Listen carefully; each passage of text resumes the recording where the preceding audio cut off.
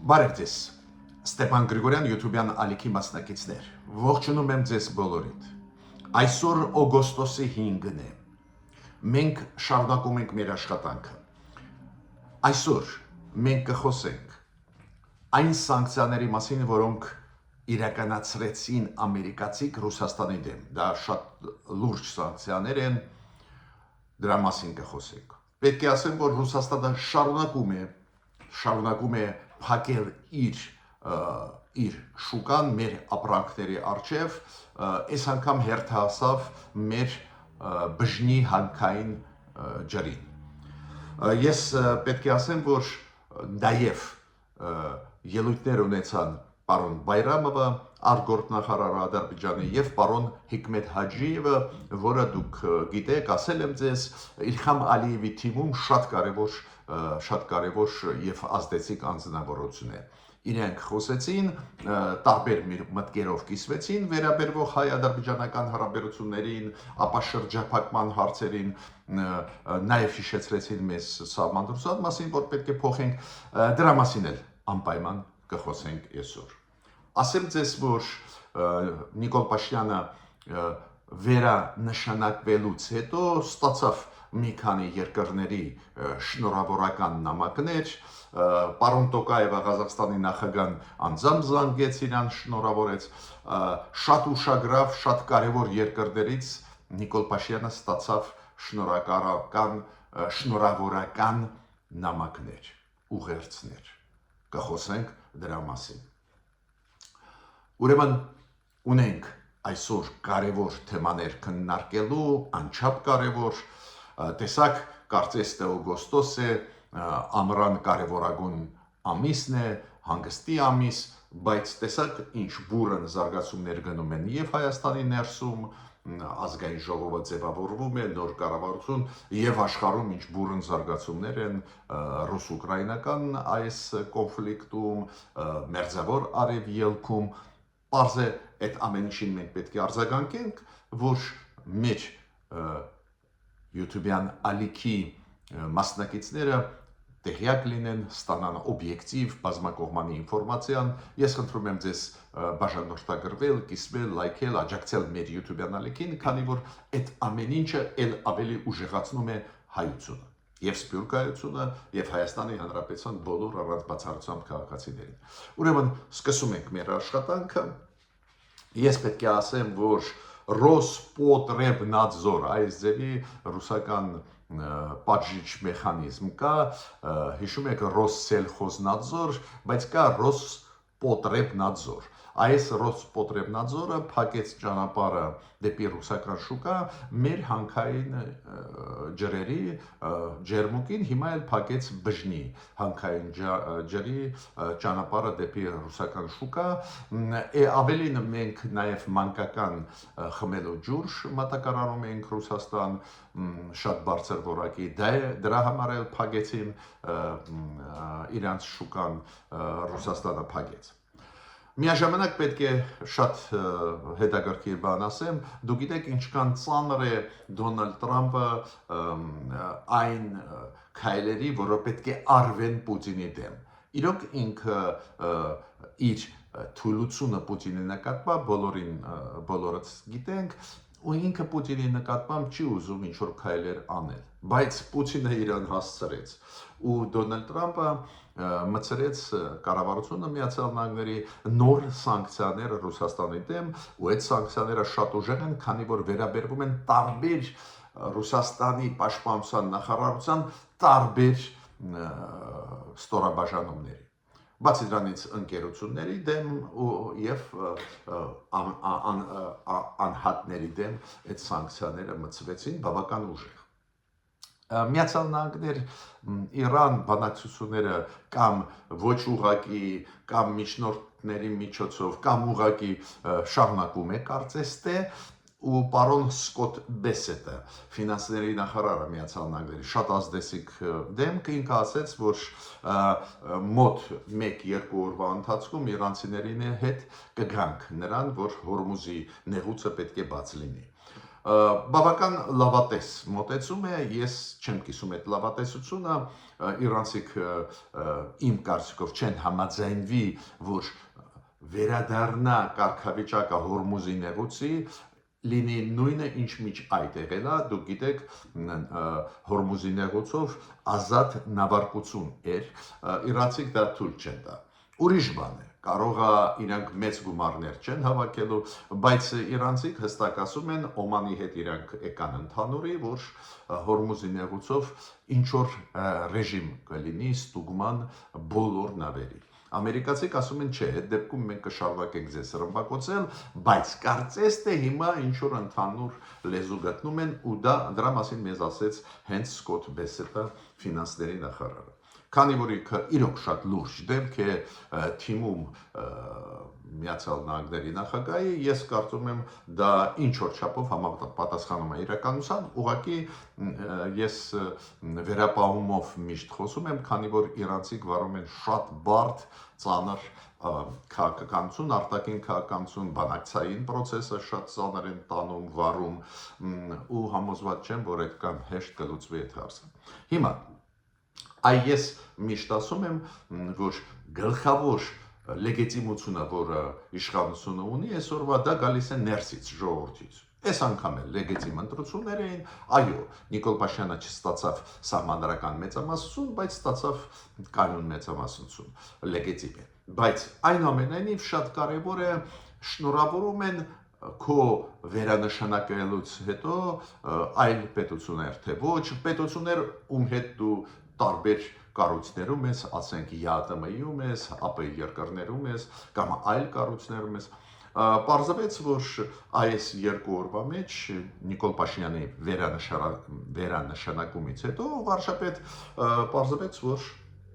սկսեցին շնորհավորել իրան ղեկավարները տարբեր երկրների։ Մինչդեռ իրան շնորհավորում էին հունիսի 7-ից հետո շատերը, քանի որ հունիսի 7-ից հետո պարզ դարձավ արդյունքները ընտրությունների հետո սահմանադրական դատարանի որոշումներ, դուք հիշում եք, հուլիսի 3-ն էլ թե 4-ն էր, շատերը շնորհավորեցին, քանի որ սահմանադրական դատարանի որոշումից հետո մեր ընտրությունների կապակցությամբ հունիսի 7-ի պարզ դարձավ, որ քաղաքապայմանագիրը ստացավ մեծամասնություն կայուն ու կարելի էր շնորհավորել։ Բայց այնուամենայնիվ վերանշանակումից հետո մի քանի պետություն հիմա շնորհավորեցին, պետության ղեկավարները Նիկոլ Փաշինյանին ուզում են հատուկ դա նշել։ Օրինակ Ղազախստանի նախագահան հեռախոսազրույցով շնորհավորեց Նիկոլ Փաշինյանին։ Ուղերձներով շնորհավորեցին Ուզբեկիստանի եւ Տաջիկիստանի նախագահները։ Շովկաթ Միրզիևը դա Ուզբեկիստանի նախագահն է, Էմամալի Ռախմոնը դա Տաջիկիստանի նախագահն է։ Ղազախստանի նախագահան պարոն Տոկաևը հեռախոսազրույցով շնորհավորեց։ Ինչով է կարևոր դա Հայաստանի համար։ Ներքին լեգիտիմություն իշխանություն ունի, բայց քանի որ Պուտինը չի շնորհավորում Նիկոլ Փաշինյանին ու չեմ կարծում, որ հիմա կշնորհավորի, համոզված չեմ, որ կշնորհավորի, ավելին կարող եմ ասել, որ չի շնորհավորի,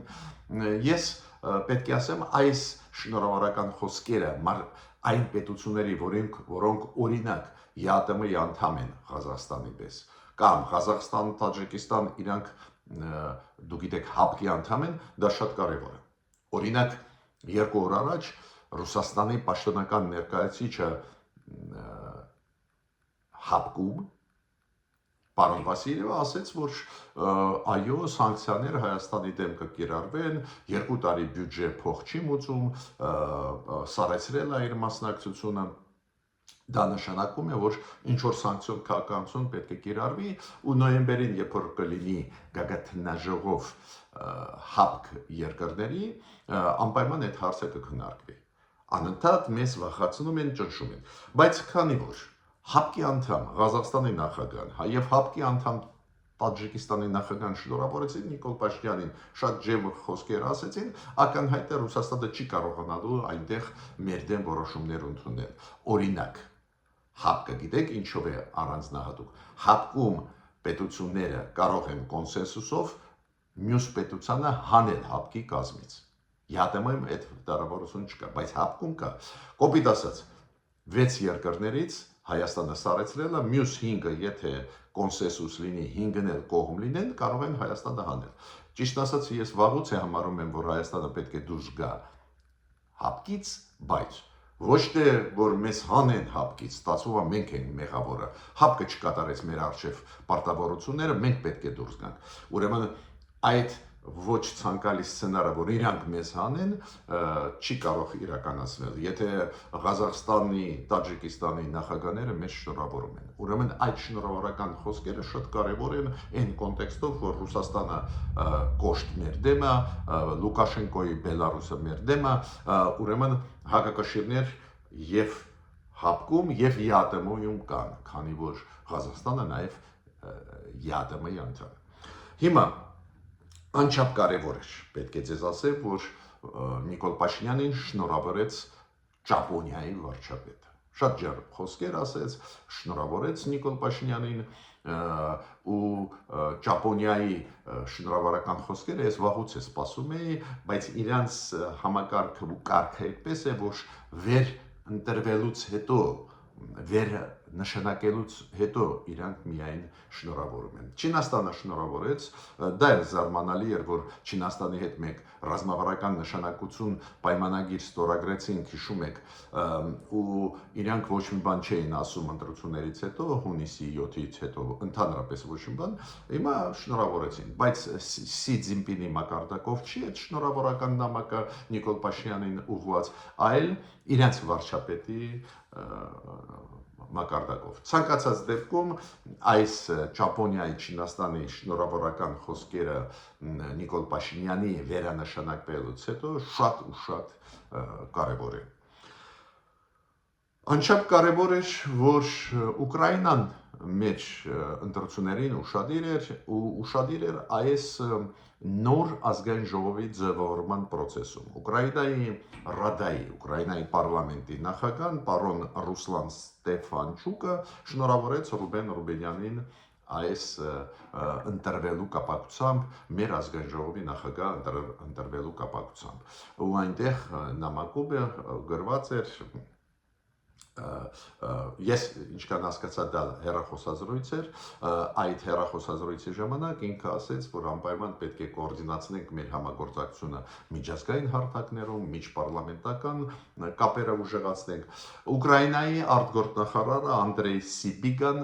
շնորհավորեց Արարատ Միրզոյանին, նաև հույս ունենալով, որ էլ ավելի կուժեղանան մեր հարաբերությունները Հայաստանի եւ Ուկրաինայի հետ։ Դա էլ շատ ուշագրավ էր, որ Ուկրաինան եւ շնորհավորեցին Ուկրաինայի համապատասխան դեմքերը մեր ազգային ժողովի նախագահին եւ արտգործնախարարին, եւ Ուկրաինան ուզում է մեզ հետ ավելի ակտիվ, ավելի քիչ աշխատել։ Դա էլ անչափ կարեւոր է։ Հիմա պարոն Բայրամովը արտգործնախարարը Ադրբեջանի խոսած դա ինչի հետ էր կապված, հիշում եք ես ձեզ ասել եմ, որ այսօր ԵԱՀԿ-ում, OBSE-ում, ԵԱՀԿ-ում նախագահող երկիրը Շվեյցարիան է, ավտոմատ ԵԱՀԿ-ի գործող նախագահն դառնում է այդ երկրի արտգործնախարարը, ու արտգործնախարարը Շվեյցարիայի, որը հիմա նախագահողն է ԵԱՀԿ-ում, Ինիացիո Կասիս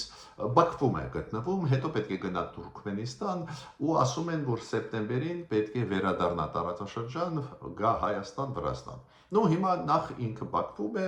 Բաքվում ինքը բանակցություններ վարեց, պարզ է, Ադրբեջանի արտգործնախարարի հետ, Ջեյխուն Բայրամովի հետ, ու այս բանակցություններից հետո պրես-կոնֆերանսում խոսացին իրենք, քանի որ ԵԱՀԿ-ն դա անվտանգային համակարգ է, պարզ է, խոսացին իրենք նաև հայ-ադրբեջանական խաղաղության process-ի, խոսացին այդ մթնոլորտի, որը կա տարածաշրջանում, ապա շրջափակում եւ այլ եւ այլ։ Հիմա ինչ ասեց Բայրամովը այդ պրես-կոնֆերանսի ժամանակ։ Ինքը ասեց, որ իր մասով պարտականությունները Ադրբեջանը կատարեց տրանսպորտ կոմունիկացիոն հարցերի բացում։ Ես նկատի իմ կարծիքով ինքը նկատի ուներ, քանի որ ինքը ասեց հենց Հայաստանի հետ այդ պարտականությունը մենք կատարեցինք, ես կարծում եմ ինքը նկատի ուներ, որ Ադրբեջանը իր երկաթգիծը հիմա տվեց,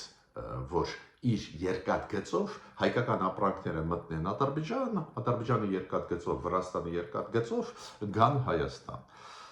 Բացի դրանից ինքը ասեց, որ շարունակվում է աշխատանքը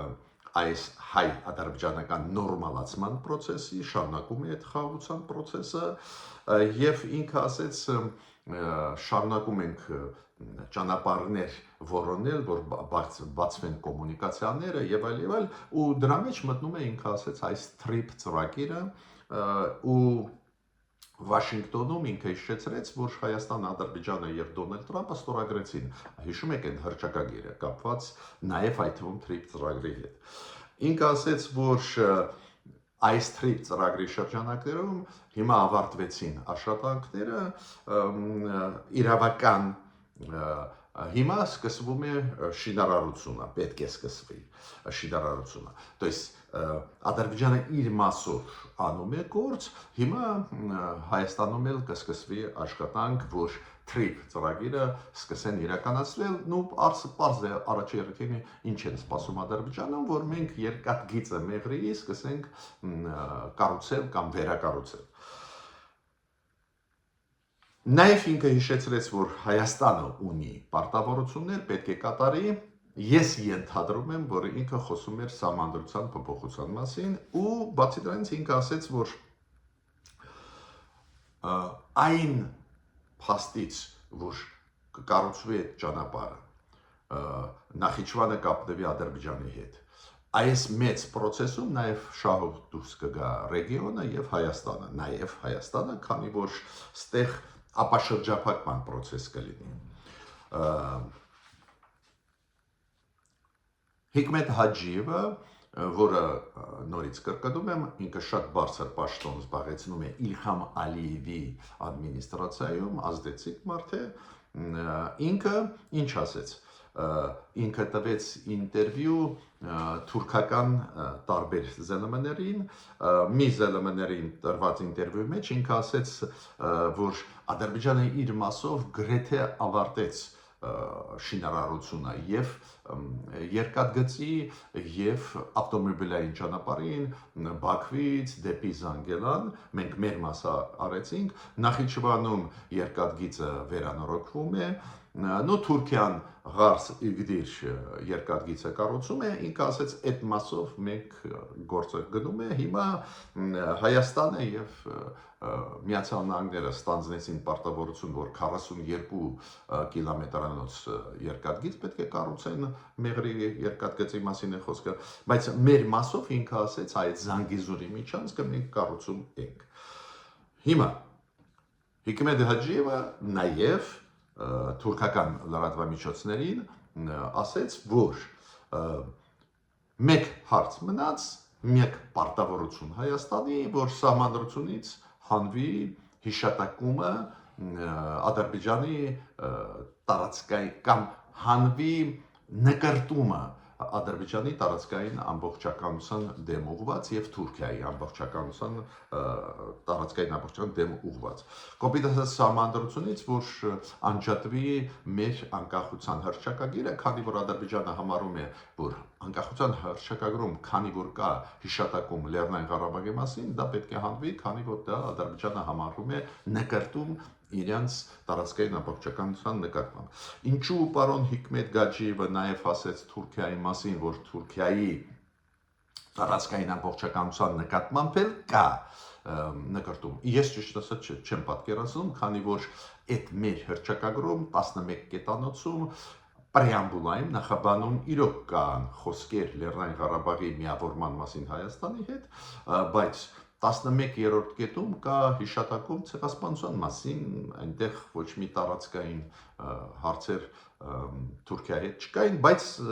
պարոն Հիկմետ Հաջիևը համարում է, որ այդ հռչակագրում կան նաև Թուրքիայի հետ հարցեր։ Հիմա ինքը համարում է, որ Հայաստանը սկսեց նոր սահմանադրության ընդունման process-ը, ու ասեց այդ փոփոխություններից հետո կստորագրվի խաղաղության պայմանագիրը։ Ես